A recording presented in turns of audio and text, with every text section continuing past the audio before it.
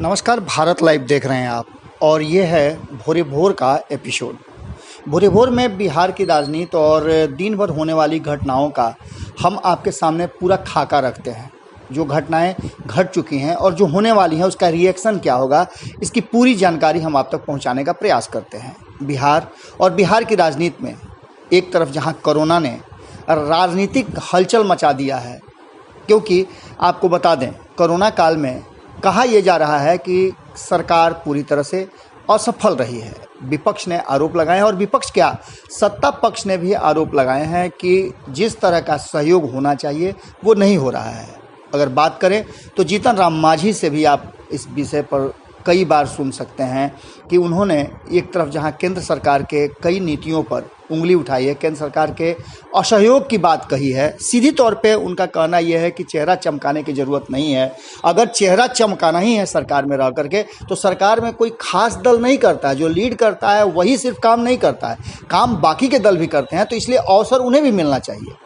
इन सब बातों को लेकर के कहीं ना कहीं पूरी तरह से एनडीए के भीतर में हलचल मची हुई है। लेकिन इस बीच में नीतीश कुमार बिल्कुल चुप हैं।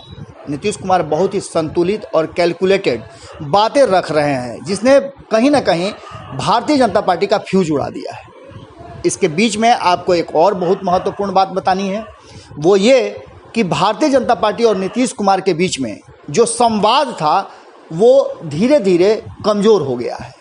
जिस तरह से कहा जा रहा है, सरकारी दावे हैं कि कोरोना कमज़ोर हो रहा है, उसकी लहर कमज़ोर हो रही है, जबकि दावा ये किया जा रहा है कि तीसरी लहर भी आने के लिए पूरे उफान में है।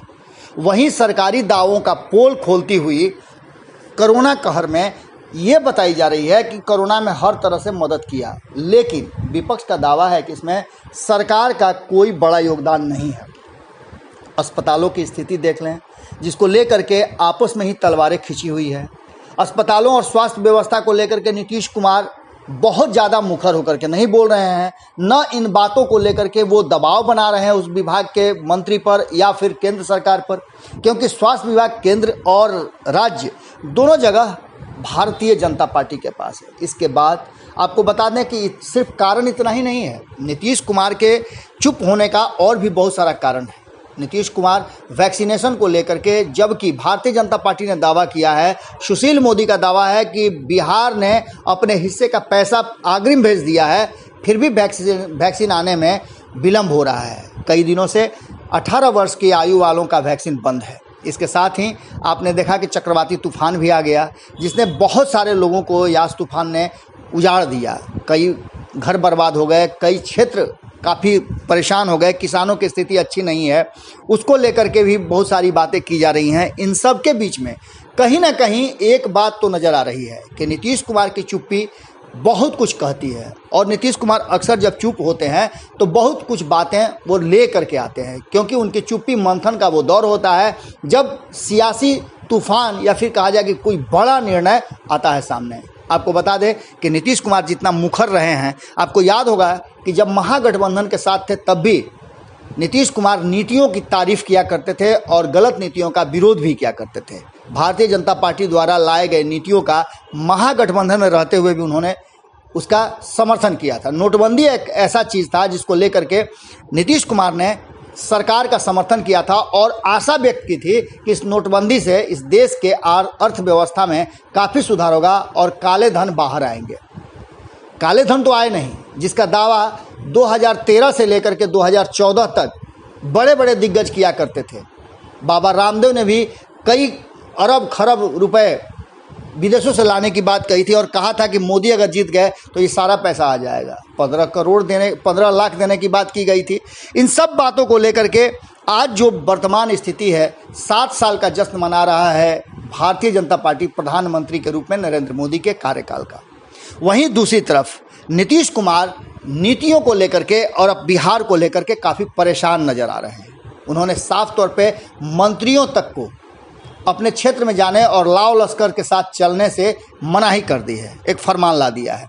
इन सब बातों के बीच में नीतीश कुमार की चुप्पी खास करके इस बात को लेकर के असमंजस की स्थिति में बिहार के लोगों को डालती है कि एक तो कोरोना काल में केंद्र सरकार से जो चाहिए वो नहीं मिल पा रहा है, अस्पतालों की स्थिति नहीं सुधर रही है और पिछले लंबे समय से यह अस्पताल जो है और स्वास्थ्य विभाग रहा है तो सिर्फ और सिर्फ बीजेपी के पास रहा है। बीच के कुछ कालखंड में कहा जाए तो 2 साल से कम वक्त में ये आरजेडी के पास था, जब तेज प्रताप यादव स्वास्थ्य मंत्री के रूप में कार्य कर रहे थे। उस समय भी बहुत सारी बातें कही गई थी और नीतीश कुमार ने उन बातों का खंडन भी किया था।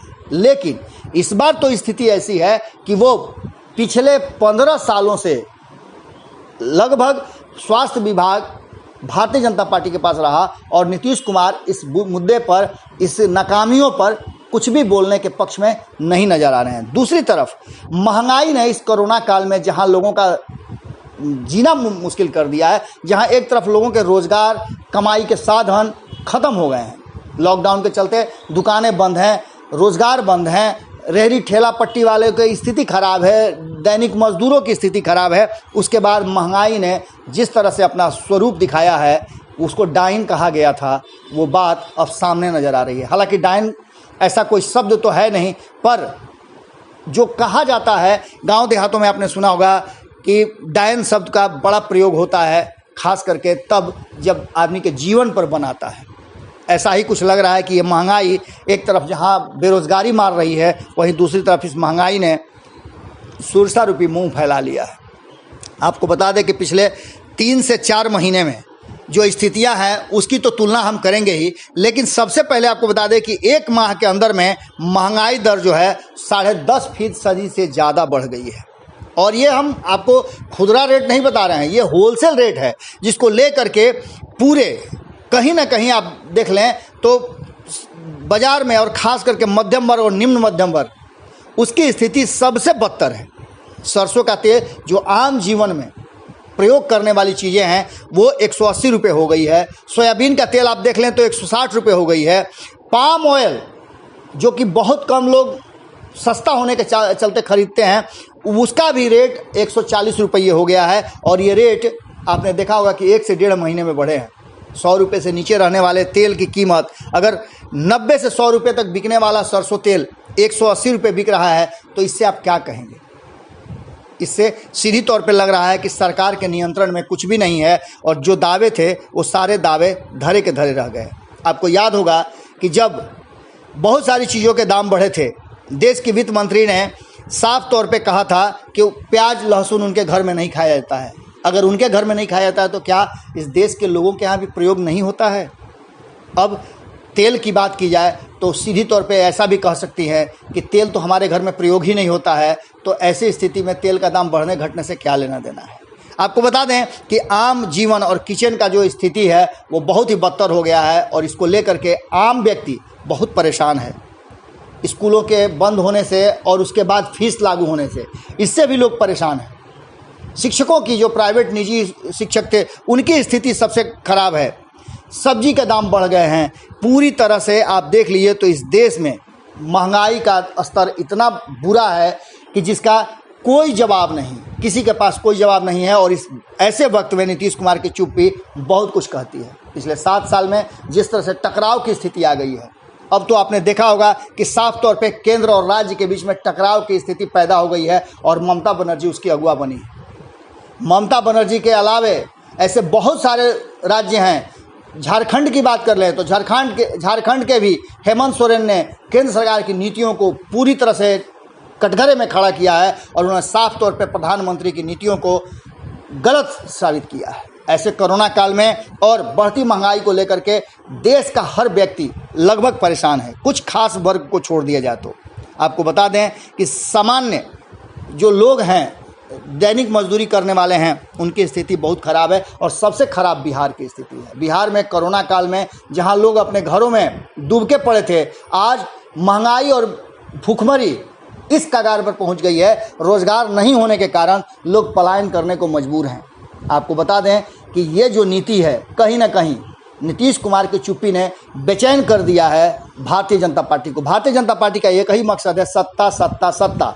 और नीतीश कुमार कहीं ना कहीं उसके खेवनहार बने हुए हैं। लेकिन जब मांझी और मलाह खुद पतवार खींचने के लिए तैयार हैं, तो आप समझ सकते हैं कि बिहार में क्या होने वाला है। नीतीश कुमार की चुप्पी और मांझी मलाह का अलग बैठ करके अपना अपना हिस्से का पतवार खींच लेना कहीं ना कहीं इस बात को संकेत दे रहा है कि भारतीय जनता पार्टी अगर परेशान है मुश्किल में है, अगर चिंतित है, तो ये होना भी चाहिए, क्योंकि बिहार में उसकी सरकार के जो अंग हैं वही उससे नाता तोड़ने के लिए बहुत हद तक अपना मन बना चुके हैं। इस विश्लेषण के बाद हम आपके राय ज़रूर जानना चाहेंगे।